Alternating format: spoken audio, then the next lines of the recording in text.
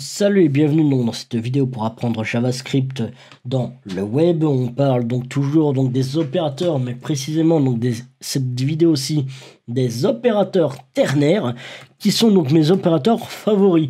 Donc les opérateurs ternaires. Si je fais un commentaire, c'est pas mal.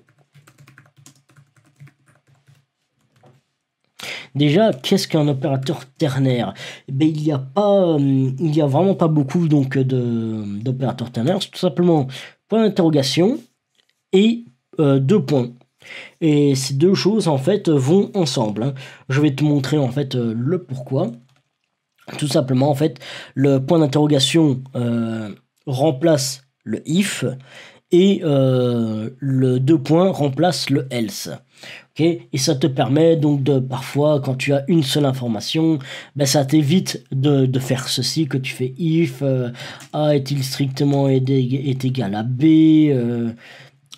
si oui, tu fais ceci, si voilà.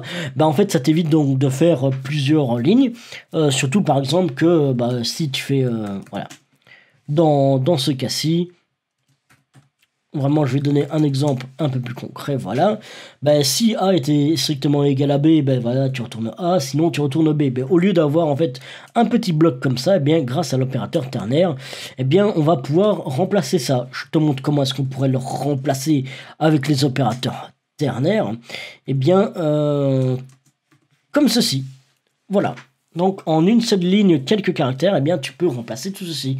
Alors, on va décortiquer ça. Tout d'abord, en fait, il faut se souvenir que comme ce sont des opérateurs, il y a des opérandes et des opérateurs. S'il te plaît, VS Code, arrête de me faire chier. Voilà, merci. Donc, revenons à nos moutons. Donc, par exemple, ceci est une opérande.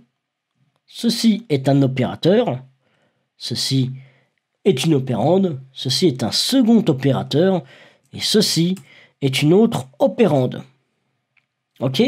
Donc ça veut dire que en opérande, ce sont même des expressions. Tu peux y mettre donc des appels de fonctions, tu peux y mettre donc des bouts de code, tu peux y mettre donc des variables, des valeurs. Vraiment, tu peux tout y mettre et tu peux même faire des comparaisons juste ici. Mais seulement à la gauche, hein, parce qu'en fait c'est le seul moment où ça va le vérifier, c'est grâce tout simplement au point d'interrogation qui va vérifier ceci. Si le résultat est vrai et donc est true, donc si ceci est true, il va me retourner cette expression-ci, la première expression. Sinon, il me renvoie l'expression seconde, tout simplement. Tu peux y mettre ici des fonctions, donc des expressions en fait, tandis qu'ici c'est juste faire des comparaisons.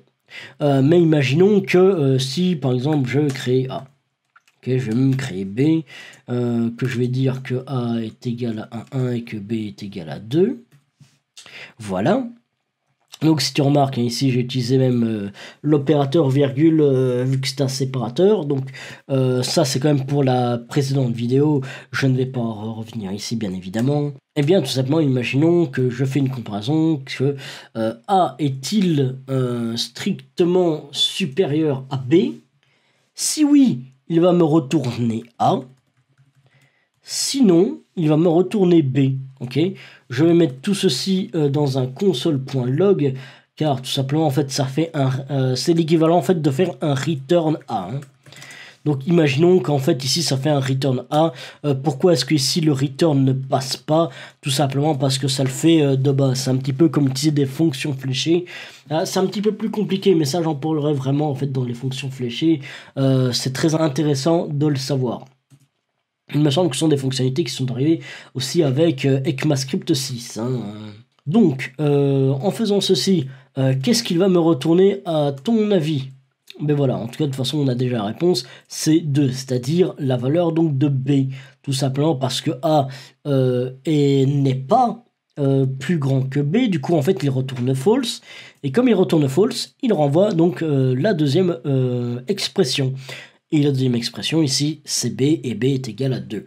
Tout simplement. Il me semble que j'ai dit, donc c'est des opérants, d'opérateurs, etc.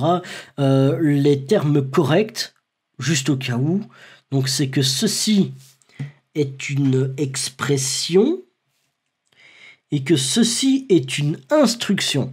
Voilà. Ça, encore une fois, sont des détails donc théoriques.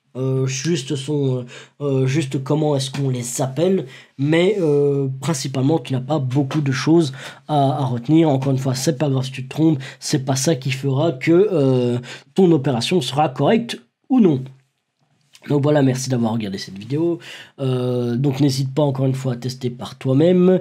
N'hésite pas à me dire comment est-ce que tu as trouvé cette vidéo. Mais surtout, n'abandonnez jamais vos rêves.